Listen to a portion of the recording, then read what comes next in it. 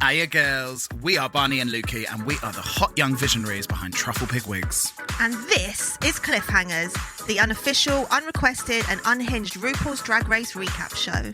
The views and opinions expressed on Cliffhangers are from a couple of women who just love drag and have zero real business judging it. If you are not a fan of red-hot acidic critique, turn back now. He is the postulating whitehead at the tip of your nose you just cannot pop. It's Barney! Disgusting! It is I. She is the reason they have to have how to use directions on shampoo. It's Lukey. Thanks a lot, you idiot. That is what's up. How you doing, Lukes?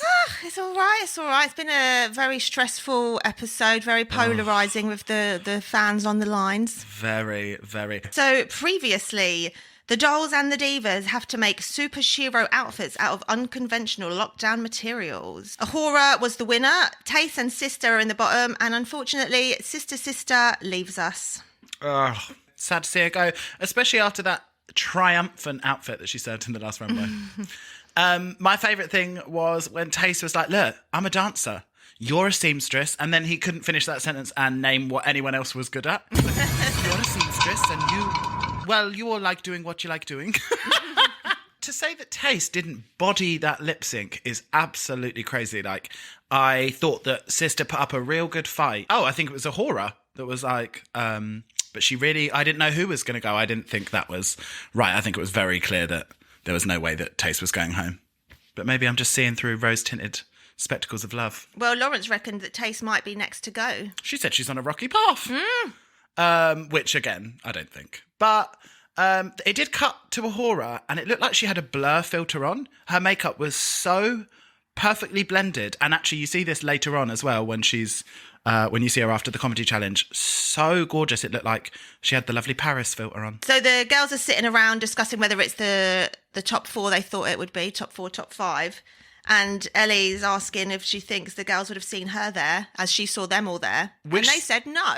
Which seems like self-sabotage, really, doesn't it? It's like, even as she said it, like, she seemed so uncertain, being like, did you think that I'm taking someone's spot? It's like, honey, this ain't going to end well for you, is it? Like, you've been moaning that they've been overlooking you for the last couple of weeks, so why do you even want to ask questions that you probably don't want to know the answer to? It's the truth, Ruth. Deal with it. What about when Ahura was like, get used to losing to Lawrence Chaney? It's like, oh, she does not take a day off, does she? And then when she said to Ellie, she was like, in my head, you are going home next. I was like, well. Thoughts on London girls versus the Scots? Well, they've already taken one out. I was going to say that I felt very uncomfortable when they started doing the William Wallace. That's not for me. I don't think I'm the target audience for that. And also, don't come for the London girls. You saw what we did to Mary Queen of Scots. We will destroy you. Come on. I actually don't know what we did to Mary Queen of Scots, No, but I I imagine have no she's idea. Scottish and we killed her. That was in a real history moment of just killing everyone, right? And also, what about when Tace was like, who's Mr. Sister? I wiped the floor with her and I'll do it to any one of you. I was like, she's really, what she's doing, which is very clever in TV world, is she's kind of sort of microdosing being a bitch. She just lets you have like little tiny squeak. bursts that really get you in, but she's not a cunt like 24/7. And I like that with her. But I do think this must have been very difficult for Ellie. I can't imagine what it would be like for just everyone to have discounted you out at this point.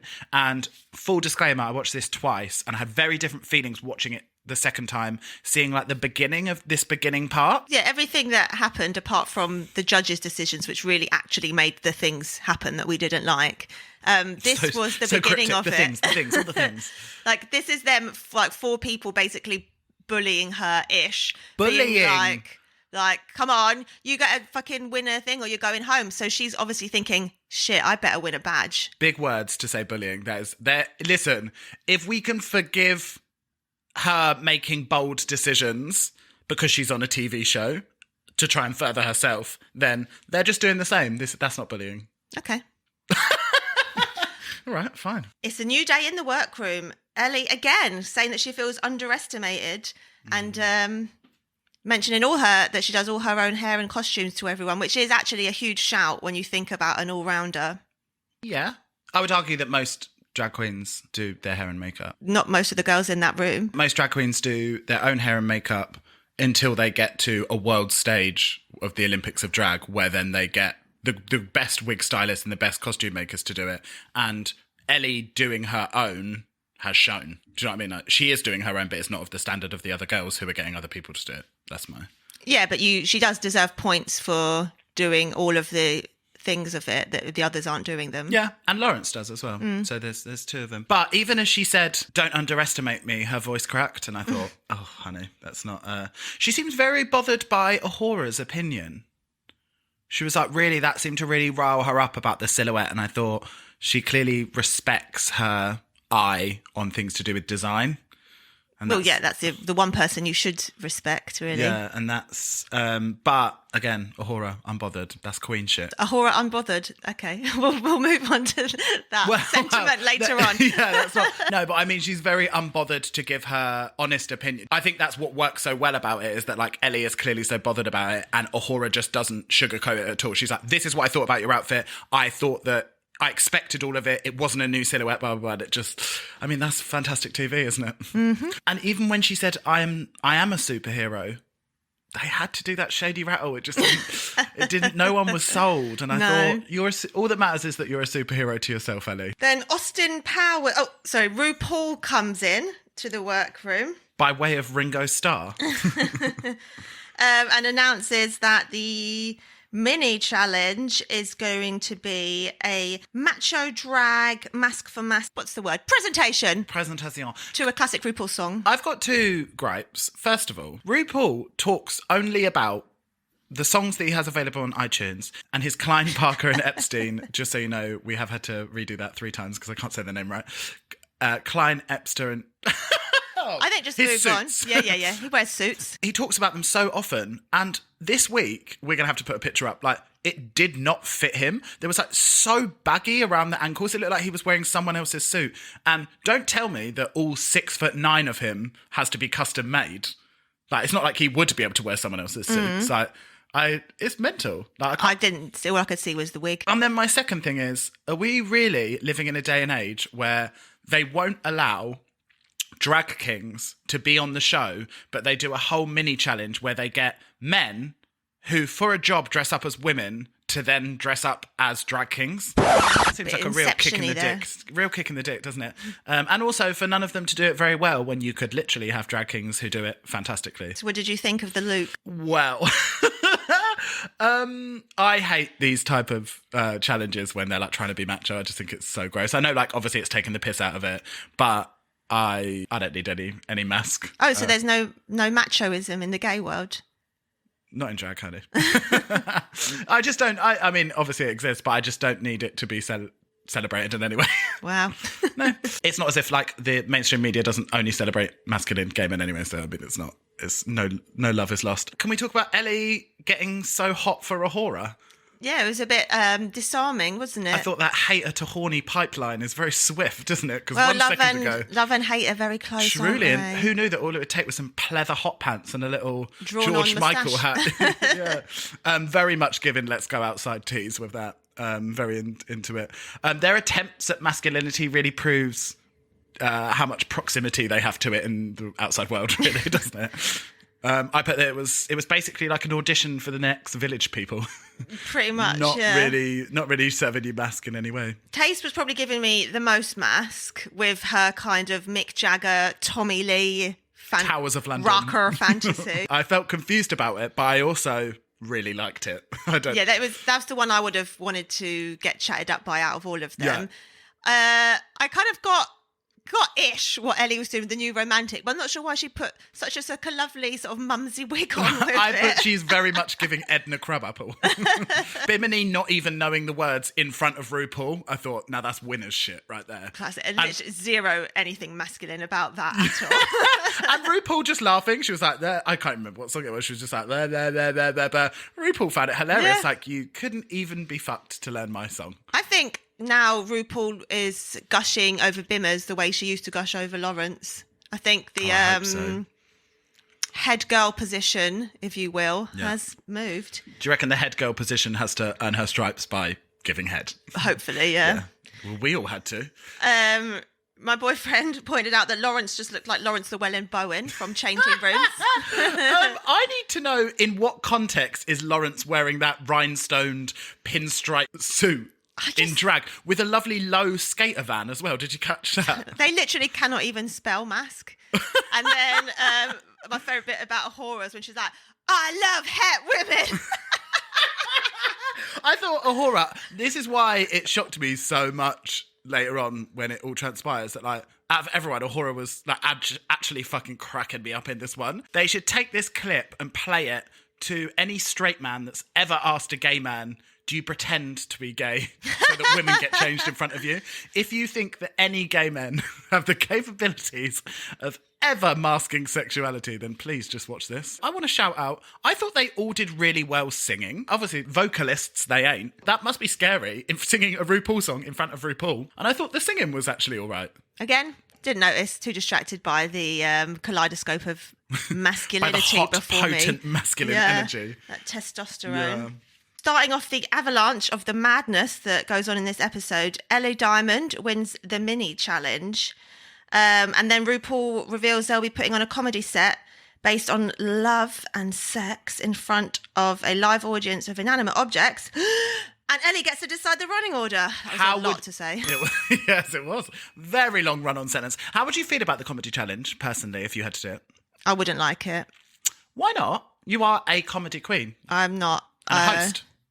I read words that I have written down in advance. But you do a little tete-a-tete, a little back and forth. Yeah, that's fine, but no, I wouldn't be happy about it. Really? No. And also, you are sometimes funny on a podcast. No. It has been said. You can be 50% good written jokes, but you have to make an audience like you, which is the most difficult thing. And you see like how Bimini did. She just came straight in and like people want to laugh with her. And as scary as having a live audience is, at least that's better than having like a fake audience. Like, at least they will titter. They might not laugh at every joke, but you'll get some kind of rapport going. It's like just a big stage of no one, and then just like 4 people doing their quiet ha ha ha. Give the girls some canned laughter. Thank you. And also, like, at least with an audience, sometimes they might laugh out of embarrassment or cringeness. Do you know what I mean?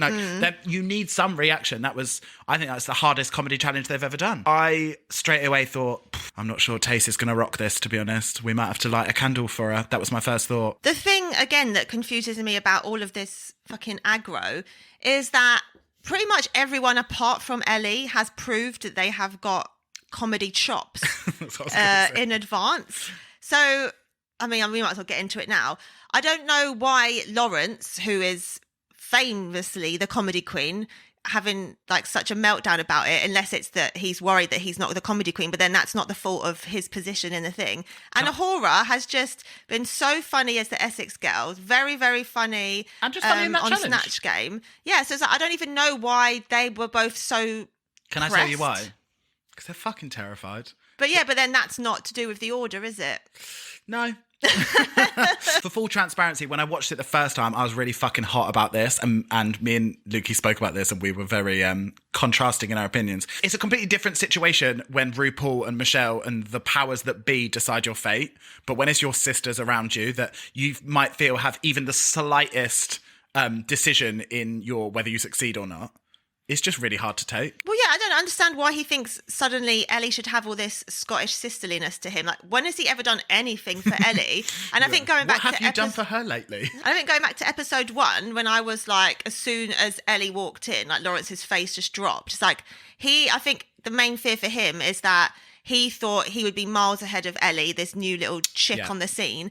And the fact that her decision could mean that she leaves after him was just like, he's scared he's going to go to Scotland with his head between his donkey tail. But I did think that this was stupid. I said originally that I think that in this comedy challenge, because it's a challenge that people are really scared with, I feel like most of the time people go, do you know what, this is already fucking terrifying. And the only thing that people do is they put themselves in a good position. As someone that's not succeeding in the show, that doesn't seem very smart to me to piss off the other girls. And even though I get it, you do whatever you need to do in the competition, I am from the school of belief that if you're going to win, then you'll beat the best. That's not the game plan of someone that's going to beat the best. They're like, I've got to make someone else look shit so that I can rise up. But that's just the whole point of the mini challenge giving you that advantage. Yeah. For someone to have an advantage, at least one person is going to have a disadvantage. At least one person is either going to have to be starting it or finishing it.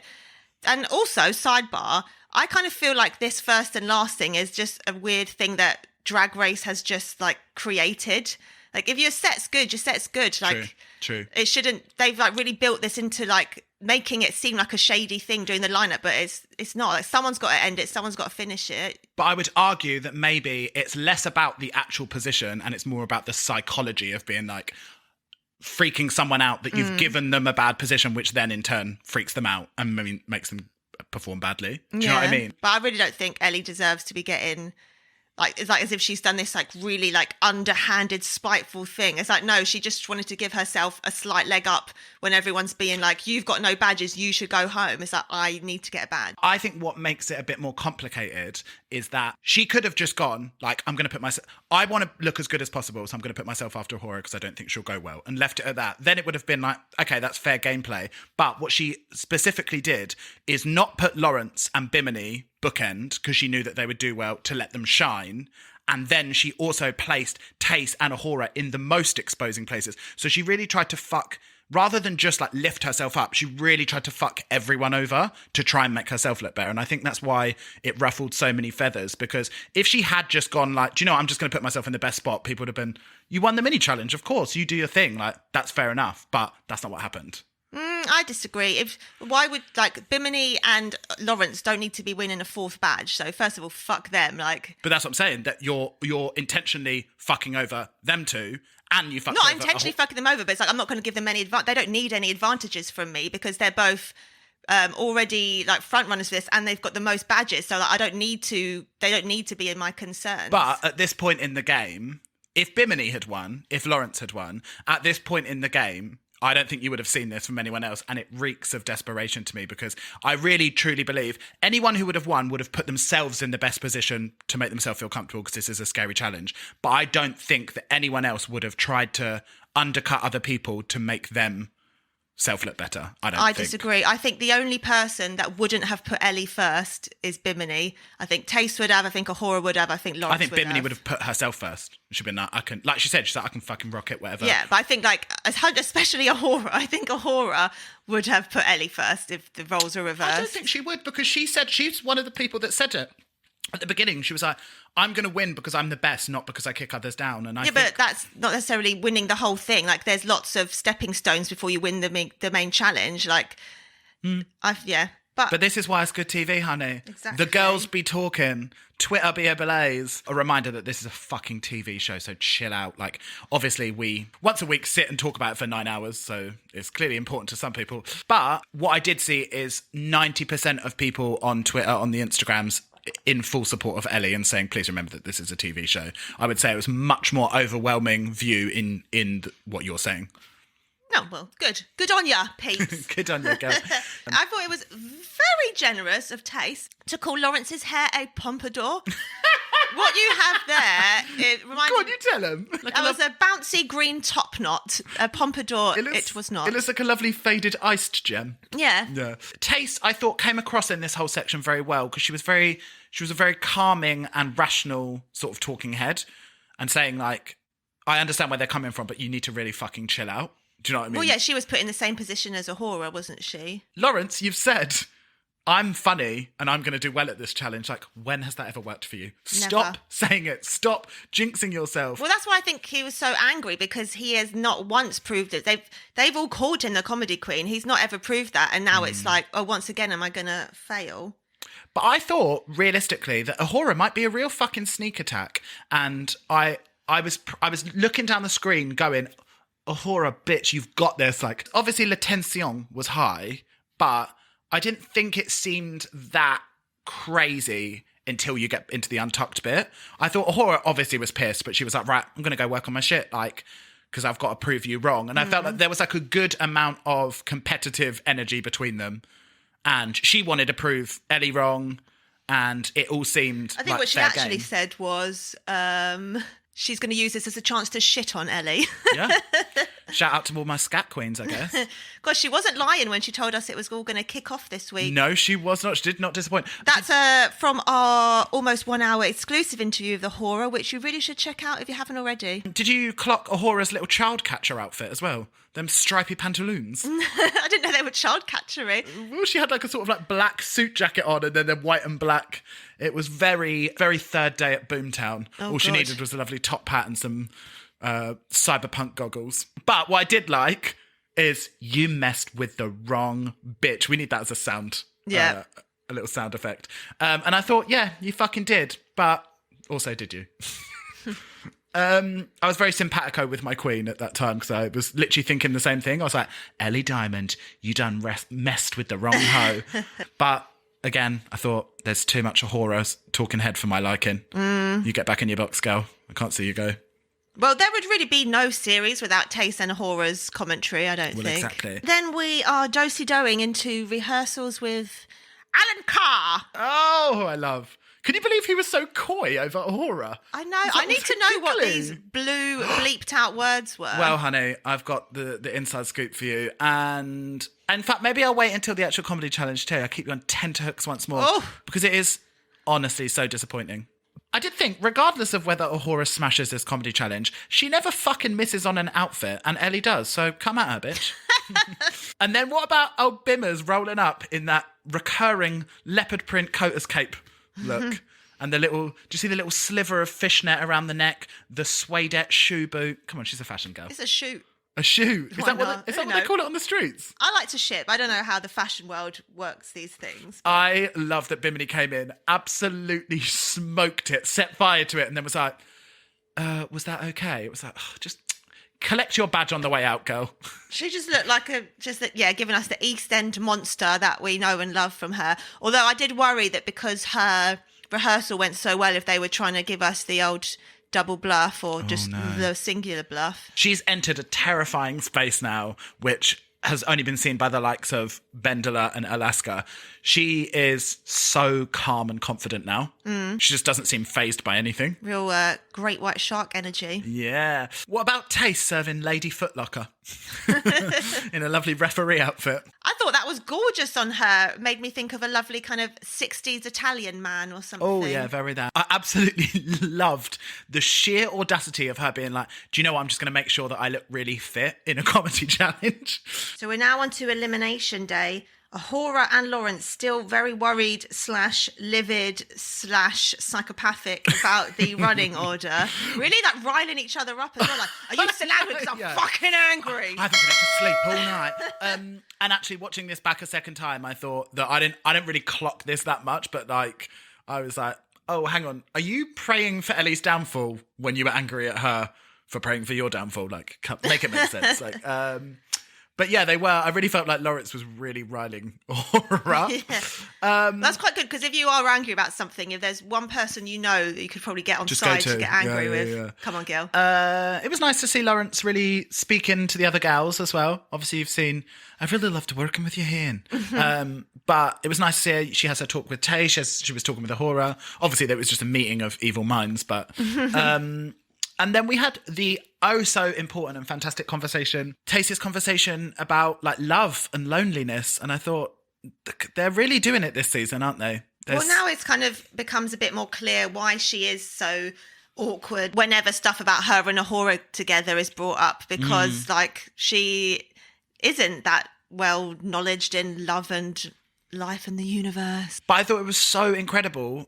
They're having all these groundbreaking conversations on a show about men tottering up and down a stage in pumps. Like, it's so good to talk about like the stigmatization of STIs. Like, I gasped when she said I got gonorrhea and chlamydia. Like, that things like that are never discussed on TV, let alone on like a drag show. Like, and just like the ease with which she spoke about it, and then also how that then affected her mental health. I thought, God, BBC Three really coming through with the important conversations. And it was really heartbreaking. It's so wild to see that so many of these queens have such deep self-esteem issues when they're so confident in drag. And then it's transformative, isn't it? The power of drag. But I'm sure that inbox is absolutely full of dick and hole pics right now. So you can have your pick. Mainly just from you. And then we head over to the main stage. Bow. And Bow, bow. now that you've really pointed this out, I now feel on the British Drag Race, maybe there's a different... I feel like sometimes on the American Drag Race, her wigs and outfits are sometimes tied into the theme of the runway somehow. I know she doesn't go in full costume or whatever. Quite rarely, I would say. But sometimes, I don't know, I feel like there's more variation, something. But I feel like Rue this season has really given us nothing. And I just thought... Lackluster. Yeah, and I just thought it was all so... She's given me Tom Ford / Alaska vibes, where she's saying, I have a silhouette that works for me, and I'll have it in 15 different colours. That sort of sketty strap dress, just a bit wrapped around the midsection. I mean... I feel can't like even remember what she wore. she just wore some sort of like gold velvet number with... Very gold, yes. Like a lovely auburn hair. But I did right. I love that hair colour on the gal. Yeah, I just thought, seen the dress before, seen the hair before. I don't know, I just feel like... She's telling the girls to step up their pussies. Where is your puss? Also, sir? definitely could buy a dress very similar to that in H&M. So, I don't know. But, Michelle, why is your hair sparkling, madam? You have questions to answer right now. First, I thought it was just the silver that was like, had gone from kind of like a white to a silver. But then even in the black, there were like... Gorgeous. I want glitter hair. She is truly the beauty of this season. Like, I know that you are the CEO of the MV fan club, but Only facially. I want to be the secretary. Like, we don't stand by anything she ever says. That gorgeous smiley face of Dawn French. Why does she feel like a family member? I just love her. I thought she looked great, to be honest. Yeah, same. It's nice to see, not that I could ever be one, but an older lady who's not been touched by an angel, who's just letting it all swang out gracefully. Oh, yeah. I mean, you will never see that from us. When we've decided that when we, in a couple of years, we reach 30, then we'll really let it kick off then. And then we head straight into the comedy challenge, which is Make 'em Gag. I'm sure I've said this before on the pod, but sometimes, quite often actually, I have to switch it off or put it on mute because it is so cringe. I don't deal very well with cringe, and there's something so core shaking to me about someone bombing on... I don't mind if I don't like them, but if I like them, I can't. Oh, even if I don't like them, I can feel it in my gut how awkward it is, and I can't bear to watch it. But your cheeks start burning. yeah. But I thought comedy challenge, this one was all in all quite successful for one without an audience. Yeah, my views are very different to the judges, as per same. usuale. Well, like you said last week, when they agree with you, it makes you feel like you're copying them. Psychopath. So first up, Ahura. She looked absolutely stunning. Yeah. I'm assuming Carl Brown Platinum Fantasy. Seen the custom Carl Brown. Gorgeous. I liked the bit where she's talking about the birds and the bees, and now she understands why, because get a good old sting up here, don't you?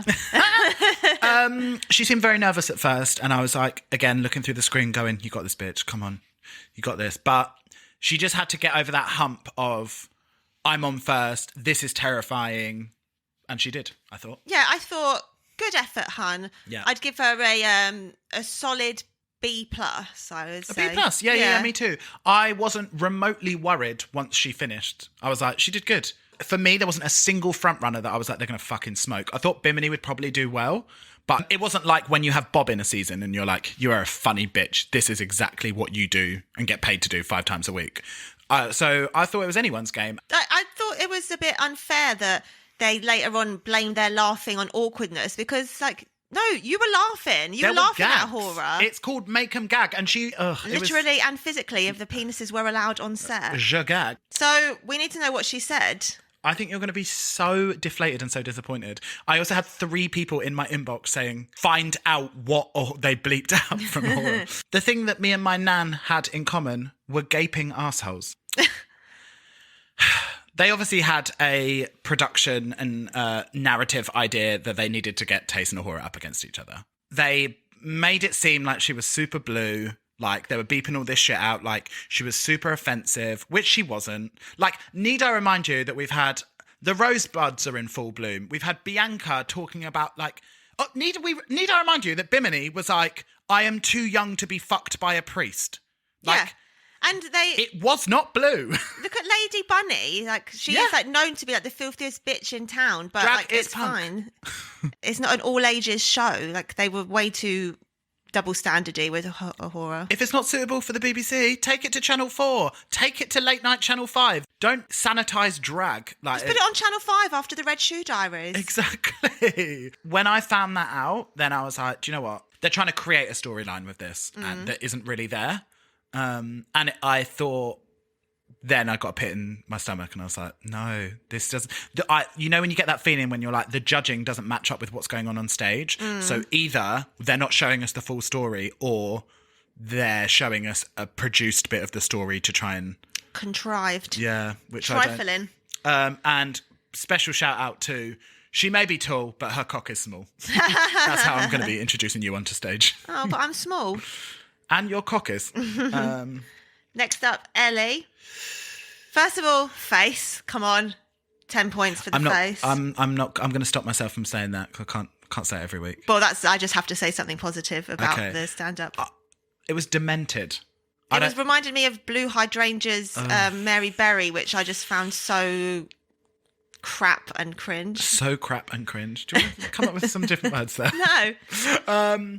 It was bizarre, and how dare they say that they were laughing out of awkwardness for a horror when clearly you could tell by their reaction. Rue looked like he wanted his seat to eject him. Like they were all like looking at each other, like grimacing and laughing. Like there was no gags, there was no punchlines. It was just very, very odd. You could have gotten away with the demonic voice like the first time, but then that's kind of Alan Carr's fault because he was like, run with it. But yeah, just so the bit about the frog at the end, like the ribbit thing, I was just like, what is going on? Why are they laughing? But also it wasn't funny. No. My boyfriend said, if this wins, this is truly a reflection on how bad British comedy has got. Yeah, 100%. This is inspired by Little Britain. I'm talking to you, Frankie Boyle. I'm talking to you. Who's that posh one? Oh my God! What the one whose dad always talks about how big his cock is? Oh no, not Jack Whitehall. Oh God, that's literally all I know about him. I saw an interview once where he was like, "My son's got such a massive cock." What's it called when you touch end to end? Docking. Docking. I bet he docks his son. Oh yeah, 100%. But docking is actually when you place your bell ends end to end, and then you move your foreskins over onto the other bell end. It sounds quite cute, to be honest. It does, like a lovely friendship bracelet. Yeah. Michael McIntyre is who I was talking about. Let's put a bit of pep back in our step. Let's talk Bimini. First, again, sensational. Looks Bombshell. Gorgeous. Stunning. Very Miss Fame energy. That is exactly what I thought. This really reminded me of that specific comedy scene because I thought Ahura, when she came in, she was giving me Pearl energy when she walked in, giving you know, they said that she was kind of like a Marilyn Monroe with the Kennedys. Yeah. That wig was House of Palooka. Gorgeous. Because Bimini gives you non-conventional wig stylings most of the time, I really like to see when you just see sort of like classic old Hollywood on her. Yeah, really she nice. Looks so like sultry and like femme fatale. I just thought she was absolutely perfect. I didn't really write anything, to be honest. I suppose it seems very relaxed on stage. Lol at the Dibley joke. It went a bit roasty. Yeah, but I think they do always tell you that they're like, in order to make you will never laugh more in a comedy set than if the joke's about you. So it's like, give Rue a joke, give Michelle a joke, like include them so it's not just like them watching a show. I think that was actually quite smart. Yeah, I didn't mind it too much, but normally I don't like it when they're given a comedy challenge and it is all roast because there are separate roast challenges and they are. Yeah. I liked her tagline of not a joke, just a fact, although we've got things to say about taglines going down well and not going down well later very on. Very selective. Mm-hmm. I would give Bimmers an A-. I would give her an A. I just thought that, like I said before, 50% of it is brilliant writing, 50% of it is being relaxed enough and being relatable enough to the audience so that they relax and laugh with you, which is really fucking hard to do. And then next up, we have Lady Laurence. What did you think? Lady Laurence. Where are the jokes? Sure, it's a coming out story. I don't want to like belittle that or anything, but come on, where's the pace, hun? Ellie's face for you is Lawrence's padding for me. Just every single time she comes out, I just think that padding is... Although... not in the main stage, you're going to say. Yeah, not when she turns to the side. Honey, she's got it from the front. She's a real girl, real hips. You can't be having all them hips and then have no butt to go with it. Yeah. But... women are mammals. We're all built differently. We're all just blue whales. Both of the Scottish queens dressed in red. Interesting. Interesting. Not actually that interesting. No. But, just throw a note. I thought she bombed. Yeah. The best thing about this was when it cut to the others and just all four of them looked so gorgeous, especially Tace and Bimini on the front row. Those cheekbones could cut glass. We'll put a picture up. I thought what is confusing about Laurence, though, is that we're confusing her being a comedy queen to her being a good host. You can tell she is a fucking good host. It is in her blood. Like Dawn says later that just like, I warmed to you straight away. And I think that she's really good at coming on stage and she has confidence in what she says and she puts the audience at ease. But I don't see comedy queen for her. Well, that's why I was surprised. That's how I would think about me. Like I could maybe say a couple of things here and there, but I wouldn't want to go and do a bloody stand-up. So what would you have given old Lady Laurence? C+. C. Okay. A C. I would have gone D. I didn't. I just didn't, like you said, where are the jokes? I just didn't think that it was funny. No.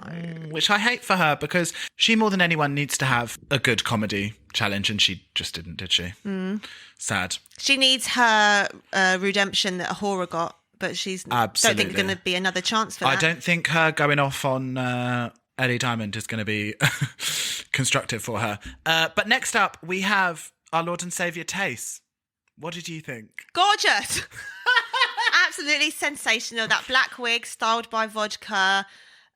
She wasn't lying when she was like, I better make sure I look good in case the jokes aren't there, because she looked maybe the nicest I've seen her the whole season. I loved her. I thought she was fucking funny. I was laughing so much.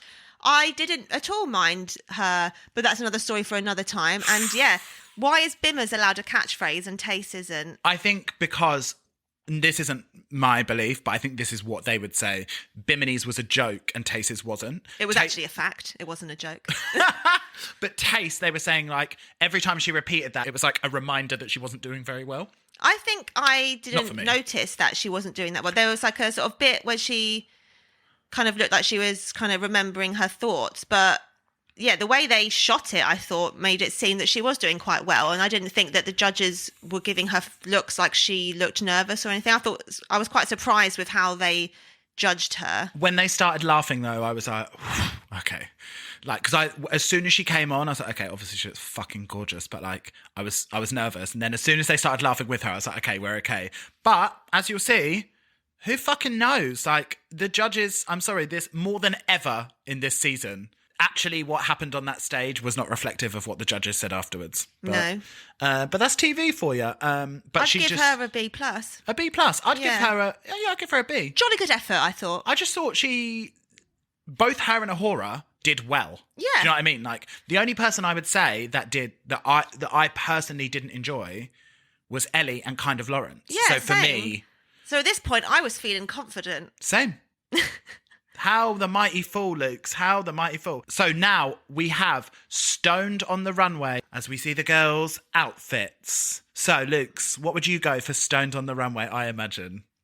Well, I can't believe no one else had done this, but I would go like stoned, because I do like to live a very 420 lifestyle. You do 420 blazer.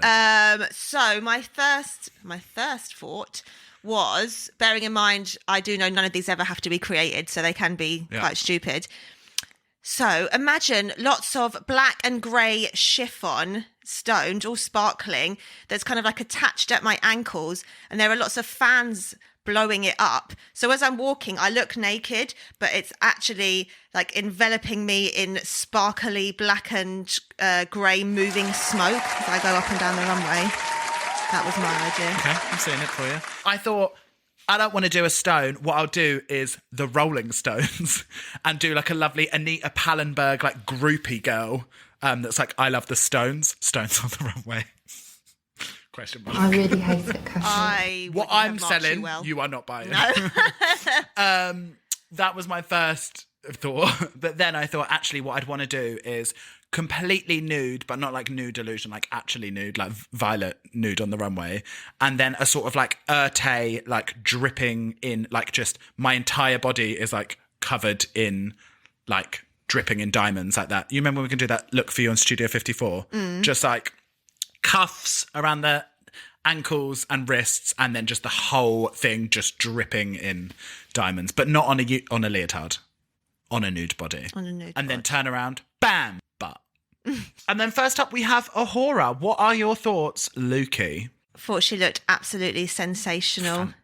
The face, the makeup on her was... All of it. I am not one to shy away from a bodysuit or a leotard. No. I thought she looked gorgeous. She had the most amount of stones on her compared to She looks anyone. expensive. It looked couture. I gave it a 10.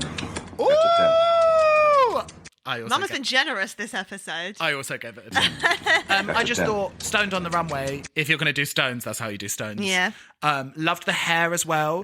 House of Palooka, I believe. Yes, I believe so. Did you get the RuPaul reference? I did get the RuPaul reference. It also very much served me baps. Next up, we have Ellie. I was absolutely pissing myself that she's got Yeti Davis eyes. When they said the Yeti Ford Clinic. Yeah, but that was when I stopped laughing. Yeah, unfortunately, now you have to go after Ahura again. And look what happens. You have got barely any stones on you, Ellie Diamond. Well, I want to call out that I don't think that this outfit was intended for stones on the runway. She did say that on her Did Instagram. she? So it definitely wasn't for this one, because I just thought it doesn't really actually fit in any way. Crafty. Yet again, more fun fur. Not for me. It was just, like a little skater skirt and a top. Especially with Ahura saying that it was very simple and what we expected, and then basically seeing the exact same outfit again this week. She was like, no, it's a completely different silhouette, and then serving it again just in white. Then that's a bit like old Vanessa Vanjie Mateo, when it's like, at that point, if all you've brought is bodysuits, like, what can you do? Yeah, if all you've brought is for A-lines, then, like, what are you going to do? Yeah. Although she can actually sew, so she could have been pulling off that fabric wall if she really wanted to. But... I think we should start the No More Fun Fur challenge for Ellie, because it's not even like... Fun. I gave this a 5. I gave it a 6. 6, generous, Jenny. This is again giving me that cutesy girly thing that I just don't like. I don't like young girls, okay? Well, your internet search says differently, sir. And then next up we have Bim Bimmers. I screamed when this came round the corner. A zit girl. Yeah. Oh, please. Please. Alan Carr, give me strength. So good. That hair was by Ross Kwan, her Shirley from EastEnders little mini moles. That cute little middle parting as well on the mullet. Oh, I die. That gorgeous sort of like Comme des Garçons oversized blazer as well. I just thought, bitch, let us take one single breath. She just will not let the girls come up for air, will she? Down to those see-through Cinderella shoes covered in spots. Saw someone on Instagram being like, good to see Bimmers up there repping her good friend Barb's, because all the toes are really squashed in the shoe. Shout out, Bob. First of all, I should say that I gave this a 10, but Me I would too. like to... I would like to say I'm also going to add up at the end what out of like 100 or whatever it is that I gave Bimini. Oh, yeah, maybe the finale we'll see who won the tots of the truffles. Bimini, I would like to question stones on the runway? Because... The zits were stoned. But... literally every drag queen's outfit ever is stoned, so... Not Bimini's, though, necessarily. Okay, that's true. That's true. I just felt like it was so conceptual that maybe it belonged somewhere else, but I wasn't mad at it, clearly. 10. Rue's tenor lady is due for a change because she could not stop gushing. That's an old joke as well, FYI. And then next up, we have Ms. Cheney. I put Pepto-Bismol crystallized. I put Cheshire Cat / Mr. Blobby. Wow. I thought the headpiece with the kind of crystals was quite cool, but it would have been so much nicer, like, with a lovely, gorgeous wig underneath it. I thought more than any of the others, this definitely seems like it was supposed to be for something else. I mean, it's definitely stoned. It was shiny. Yeah, But true, those kind actually. of AliExpress crystals, though, maybe. But I let's thought- not bring cost into it because we know they only get paid about £3 at their Scottish. Oh, yeah, gigs. 100%. I didn't think this looked cheap, though, at all. I thought the opposite. I thought it looked expensive.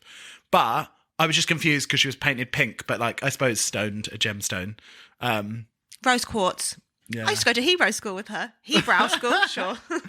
I thought the pink face was actually really gorgeous on her, and I thought her shading was, again, she's definitely softening up her face, but I thought when she turned and I saw that face, I thought, that's a bit of me, that is. So yeah, I went 7 for Laurence. I went 6.5 truffles. Okay. And then next up we have So we're laughing because we look at each other deep in the eyes as we do this podcast, and I just know that your girl is about to go off. Taste on the runway, 10. Yeah, same. Oh my God. So my first thought was, as soon as she came around, I was like, okay, Nadia Alman, Mugler, into it. The face? A sensation. Unparalleled. Oh, so it seemed a lot more kind of soft and like goldeny, I don't know, just gorgeous. Yeah, the highlights metallic were... vibes. Yeah, it was just, oh my God, it was so gorgeous. Do we know who the hair's by? Because I thought that was really... It was Steve Austin, but then it was styled by someone else. I think Really? just one of her hunky friends. I loved it. Absolutely loved it. And I loved as well, like, because she's so tall and so slender, to then just continue to bring the silhouette up as well. Because she always does long, flat hair, which kind of brings her down. I thought, like, to bring it up, honey, bring it up. I gave her a 10. But my one thing that I was maybe not sold on so much is when she turned around and she had that weird G-string.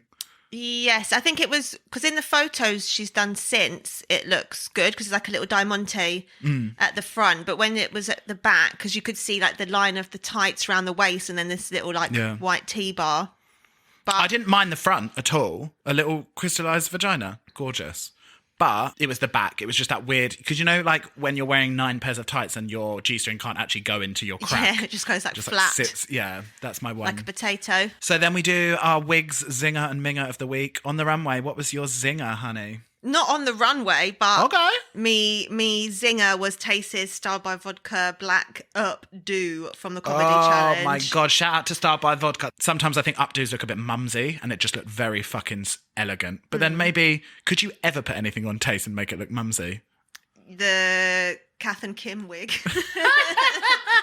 My zinger of the week was Bimini's gorgeous little middle parting Shirley from EastEnders hair. Absolutely loved it on her. And also as well, because she's got such a tiny little head, I love things that are like really close up to her face. They just make her look so dainty and feminine. Yeah. And I just loved it. Super cute. What about the minger? It would have to be RuPaul's Summer of Love thing. I don't even know. That was mine too. As soon as RuPaul stepped through that door, I thought, okay, the yellow, sure, was a joke. You're covering up your facelift scars. You need something. Rather that than when you were trying to bring around that Erykah Badu scarf moment.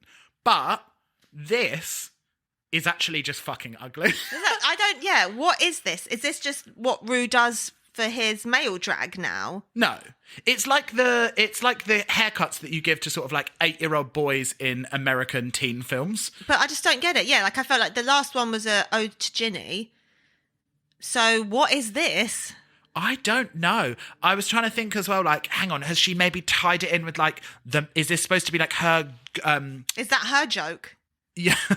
Like maybe it was her thing to do with like mask, because she was doing like the mask challenge. I thought, whatever it is, keep it. We're just about to have a break, so please enjoy these adverts and we'll be back shortly.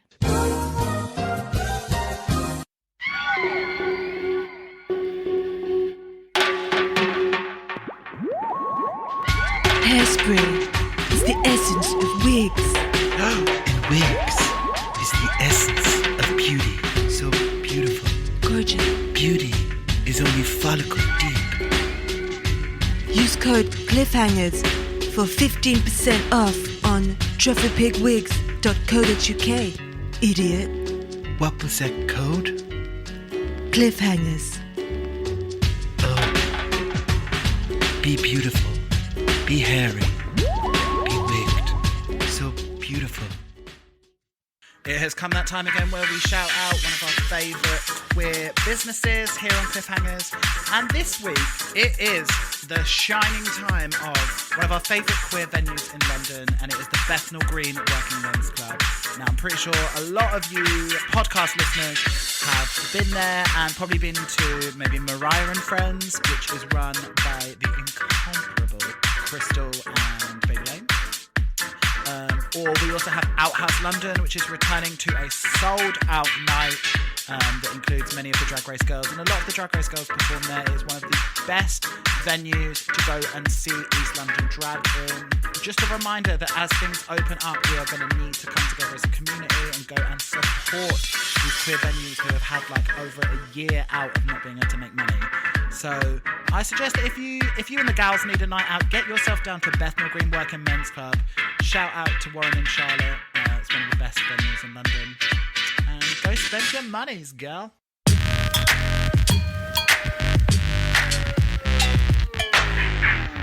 Okay, you girls are back. And next up, we have our critiques. So one good thing about when they whittle the girls down is that everyone gets critiqued. Because, at the beginning, it's so dog shit. They're like, if you're safe, you might never speak to the judges until you are in the bottom. Yeah, until it's too late. Yeah.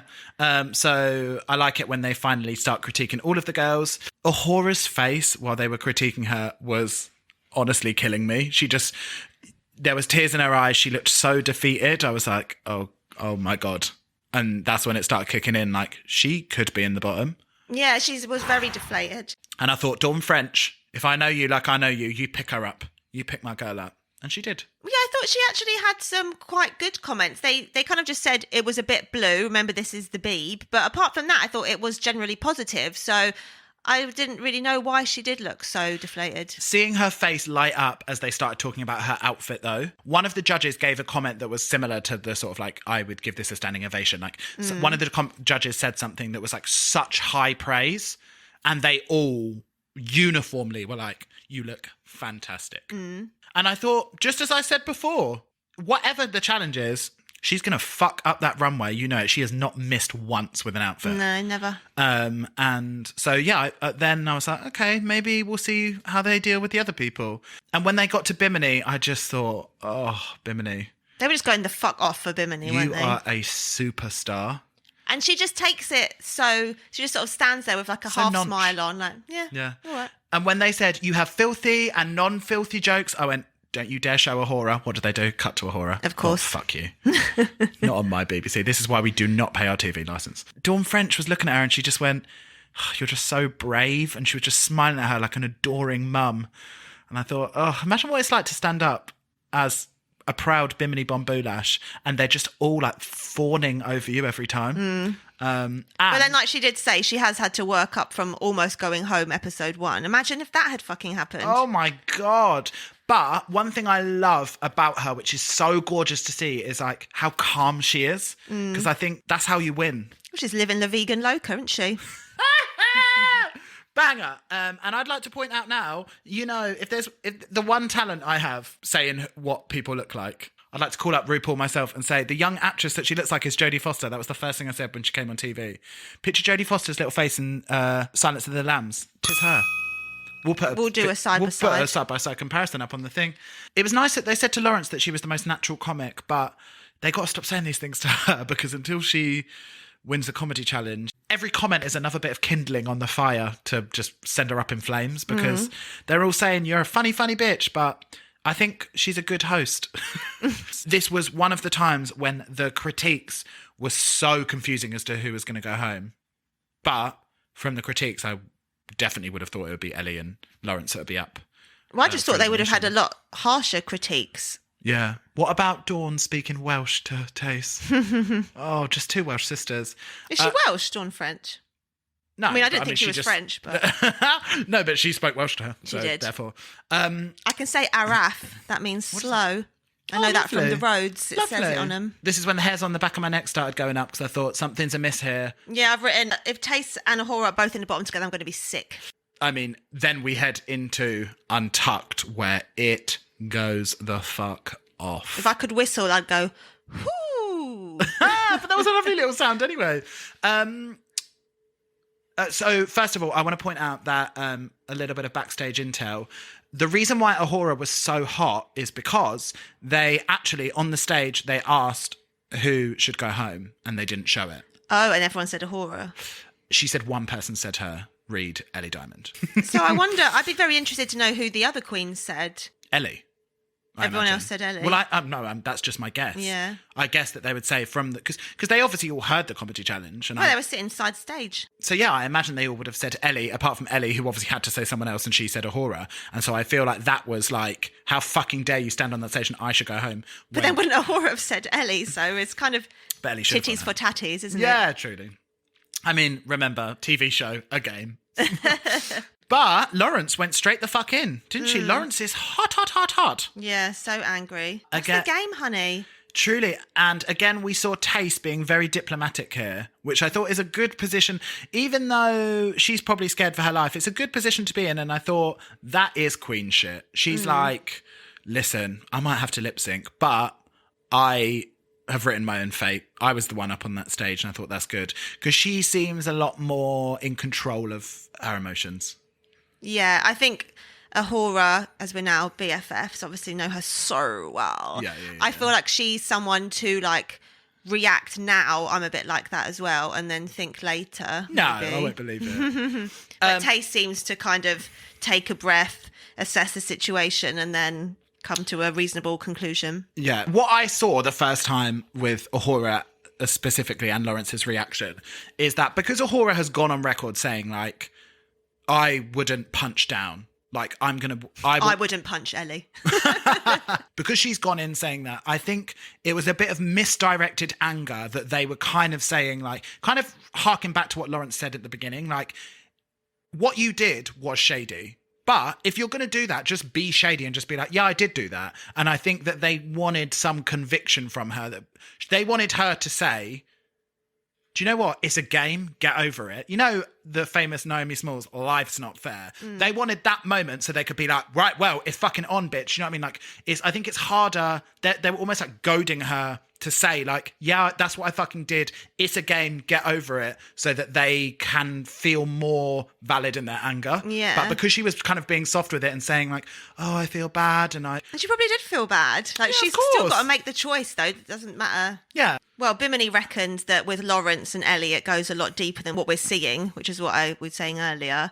Like, there is some underlying Scottish rivalry there and some kind of sense of hierarchy, I think. Laurence believes that she's Scottish royalty, and I think that she maybe thought that she was going to be the only Scottish queen. Maybe the expectation that Laurence had about how good she was going to be maybe isn't being met, and she's still neck and neck with Ellie, and it don't feel good for her. No, although she has won the most badges tied with Bimini, but I suppose you only concentrate on the negs, don't you? Yeah, and also this is a pressure cooker. They're all just freaking the fuck out. These are all children. Whatever happened, whoever won the mini challenge, whoever had to go in whatever order, someone would have been pressed. Then we head back to the judges. I didn't like any of the critiques when they went back. No. It was really hotting me up. I just don't understand how, so Ahura gets like a bad point for being rude. Yeah. And Ellie gets almost a bad point for being rude because she wasn't as rude as Ahura. But yet Michelle said her outfit was the worst on the runway when Ahura's was the best. So, like, the runway has to come into these Innit? mind maths at The some maths point. ain't mathing. They ain't mathing. Where's Carol Vorderman? Yeah. Very, very stressed and pressed at this point. I've never had a season of Drag Race where I've cared so deeply about the girls. Whatever happens to like pretty much all of them now that are left, like I'm going to be super shooketh over. And so this is the first time that I was like, oh my God, they might put two of my absolute favourites up against each other. I did think, okay, it's going to be Ahura and Ellie. And I thought, Ahura, it's your time to shine. You got to take that girl out. You got to sniper her. And I, again, wasn't that... Not biased on the pod? No, never. And I wasn't that worried. Again, like I was annoyed because I was like, Ahura should not be in this position. But I was like, what I do know about Ahura is that she's going to absolutely tear this performance down. I just couldn't believe that Laurence had made and kicked up such a fuss to then end up being second, very unrightly second. I thought that was a joke. And then when it was revealed that Laurence was second and it was revealed that Ellie, Tace and Ahura at the bottom three, I was just like, one of my honeys is going to be in the bottom. And then when I realised both of them were going to be in the bottom, I literally started to sweat and I felt sick to my core. I was sat about 6 inches away from my screen on the floor with tears in my eyes this entire performance. I was literally like, I was like blinking back tears like the whole performance. I just had my hands over my face the whole time, like sort of like staring through my fingers. I couldn't watch. And to have to go through that by yourself, me and Lukey watch it separately and then come together to discuss it. And I was like, I need to be holding onto Lukey's hand, squashing it into dust at this point. Because I was like, I'm going to say it, this is the most emotional runway moment. This, to me, trumps I'd Like to Leave It On, Please, who was Valentina was like one of our top gals. I still can't really watch the end of that episode when she has to lip sync. I always skip to the next. This is, and when I rewatched it this morning as well, I had tears in my eyes again. I was like, wow, this moment really is, it's a killer. Luckily, there was a bit of light comedy relief when you just see the size difference between Bimini and Ellie in the back of the room. My comedy relief was when this lip sync started. You kept on seeing Laurence in the background, she was literally like their dance mum at regionals, just like going so hard at the background. I thought this was quite reminiscent of the Naomi and Monet exchange lip sync when they did the Judy one. When you had two real different styles of lip sync to a ballad. Now, Tace was giving you reminiscent of her Memory performance, like the bit she sent home on Memory. She was giving you stoic, and she was like working with stillness. Like she would move every so often, but it was all about her like composure, and she was selling you the story. Whereas Ahura was like really giving you physicality. A lot more like raw emotion. Yeah, and she was moving so much more, and her stagecraft was so good. She was like, the way that she was using like her walk forwards, and just physically, I thought Ahura was fucking fantastic. I mean, I thought she was going to be fucking fantastic anyway, but this is why I nearly had an aneurysm, because I was like, both of these are exquisite. I would so happily watch either of these performances. Like, they're so fucking brilliant. This one is my kingdom for a double save. That's all I ask. I cannot believe it was not a double save. When they left in Candy Muse the other week, and you're going to send home Jorge. I saw that actually Drag Race did post this on their Twitter. As soon as the music started and Ahura just straight away started walking to the back, you saw Laurence be like, huh? Because it was like, are you pulling a Ginny Lemon? But luckily, boom, she throws a hand up, and then the performance of a lifetime begins. I thought it was so heart-wrenching. Thoughts on the song? I'm not really a fan of the music that they're choosing. Just give them something that they would actually perform to in a club. Where is Samantha Mumba? Where is Steps? Oh, what, you're telling me they wouldn't rock out to another deeper shade of blue? Why the fuck aren't all of Steps on the judging panel? Guest judges. Get rid of Michelle, get rid of Rue. Just 5 members of Steps. Actually, I could do without Lee, to be honest. I could do it. Just the girls, actually. The girls. I thought it was a very tough call, because I thought Tace was going to go, as she's shown us this kind of still ballad performance before in Memory. Yeah. And also, this is her third lip sync. That didn't even clock to me. Now that you said it, obviously, yeah, she's lip synced 3 times. Can you name any of the people that have survived 3 lip syncs? Have survived 3 lip syncs. Yes. There are Cameron 1, 2, Michaels. 3, 4, 5, 6, 7, including Tace. It's Cameron Michaels. Yep. One of them you're going to be absolutely livid about. I've got to at least get one more. Who's the one that I'd be mad at? Raja O'Hara. I really don't like it, Kat. Really? Have you given up? Yeah. Okay, so they are Jujubee, Alexis Mateo, Coco Montrese, Darian Lake, Cameron Michaels, Raja O'Hara, and now Tace. I just really thought it was going to be a double save. There was a cut into Ellie at the back, and you could see that she had tears streaming down her face, and I thought, this, for a young queen, this is going to be really difficult to deal with, because she knows how popular Ahura is on the outside world and how beloved both of them are. And I thought that there must be...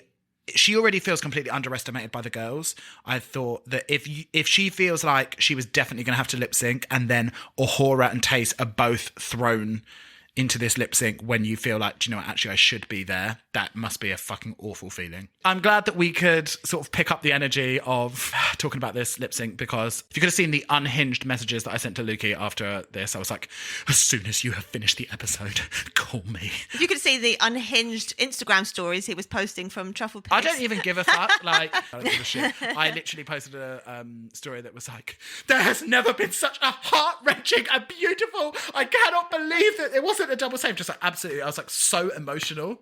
We should find out if anyone is the official leader of the street team. Of the Ahura Street team? Yeah.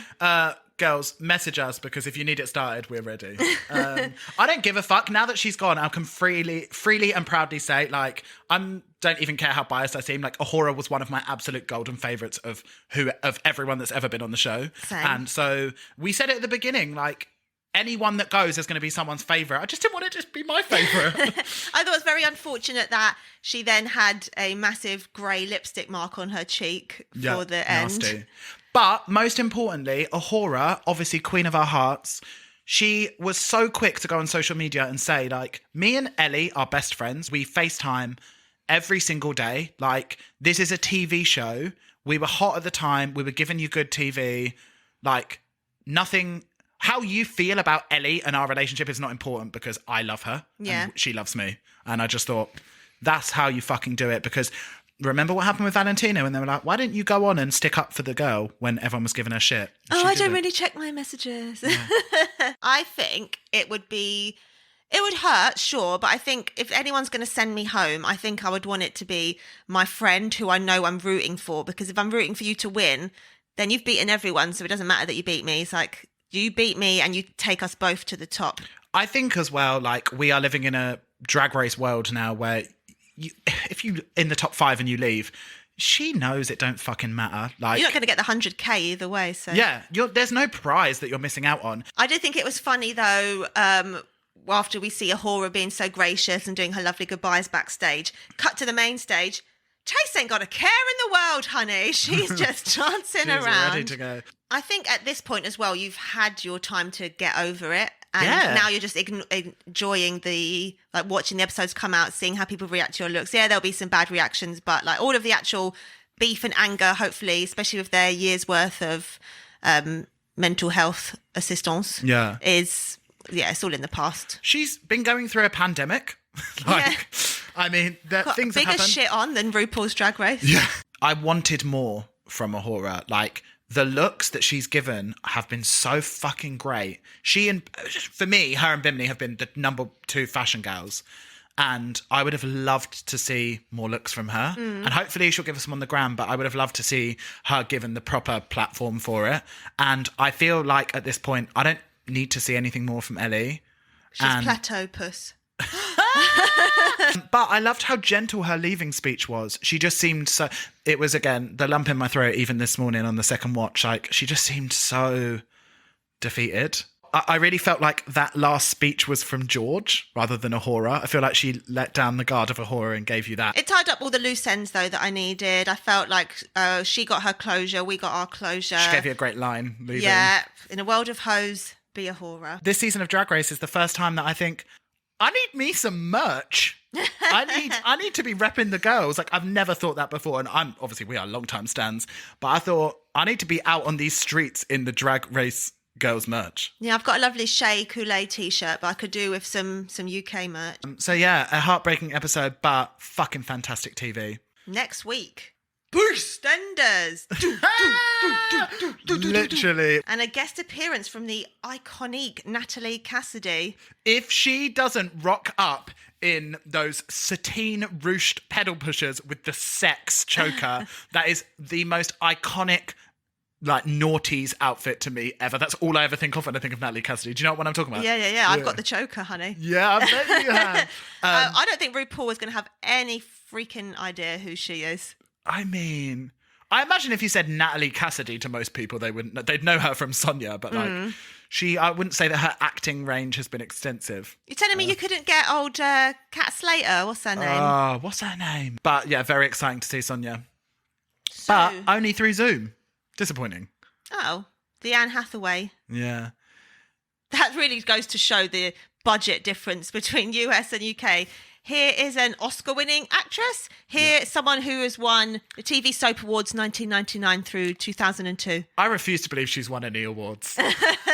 So, let's talk Season 3 Dreamcast. My Season 3 Dreamcast this week is the vivacious Mahatma Candy. Have you seen Mahatma Candy perform live? I have. You have? A couple of times. Honestly, just... First of all, just like such a brilliant performer, but of late, on the gram, Giving you some like Linda Evangelista glam. The face now is so softened and so beautiful, and just giving you real fashion moments as well. So I'd love to see what she would bring, the energy she'd bring to the. Do you want to spell that for the girls? To the race, yeah. So Mahatma. So if you go to @ on Instagram, Mahatma, MAHATMA, and then Candy is KHANDI, Mahatma Candy. You ain't never going to get this Mahatma Candy. She's giving you #rich auntie energy. And just love her. Love to see her. This week, I will go with gorgeous Doncaster glamour puss, Naomi Carter. That's Miss Naomi Carter on Instagram. To you. She's just a stunning, stunning girl. That face. Although she's stunning and just beautiful girl makeup, she often does do quite weird club kiddie stuff too. So Yep.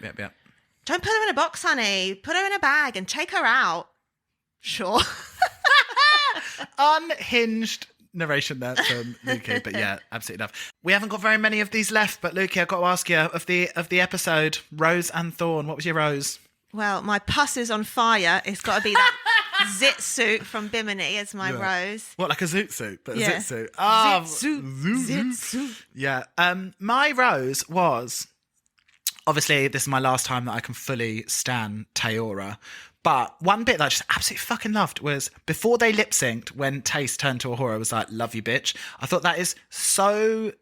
I hope that if I was standing up there with you and just looked over and we had to lip sync against each other, I fucking hope that I would be able to just be like, no matter what happens, like, you got this, bitch. But I think I'd be so terrified. And I thought that really shows that Tace, like, she could have gone home, but she's like, nothing is more important than this sisterhood. And I loved that. Yeah, it's so sweet when Ahura's like, I couldn't even look at her. I think that's what I would be like. Yeah. I'd be like, I can't. Well, both of us just standing there like, don't look at me. like those things like horses have, just like stopping the vision. But yeah, I just thought that's real winner's energy, that she's like, look, remember that whatever happens here, you're my sis. Yeah. And I just, that little did I know that would be the start of a real emotional journey. And your thorn? My thorn, even though this is probably very obvious, was the realisation that Ahura might have to be the sacrificial lamb for TV and production purposes. When that kind of hit me, that I was like, fuck, like, I really feel like we've managed to sort of stay away from very overly produced storylines on Drag Race.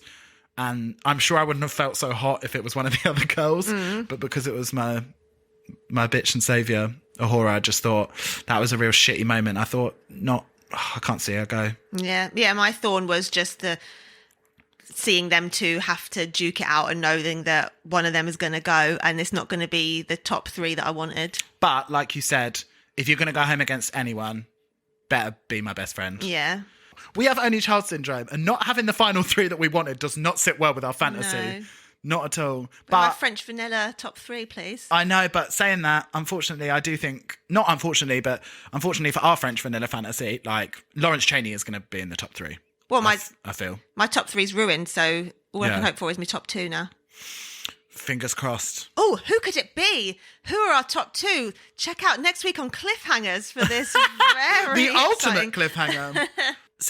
So that's all we could squeeze in for this episode, but love you, honeys. We will see you next week. And if you haven't caught up already, go slide over to our bonus episode where we have a very sensual hour-long conversation with Ahura where she gives you some real insights into the deep workings of Drag Race. Watch it on YouTube. It's much more interesting watching than listening. Oh, yeah. Head over to our IGTV and you can see the gals. Well, see you next week. Love ya. Bye.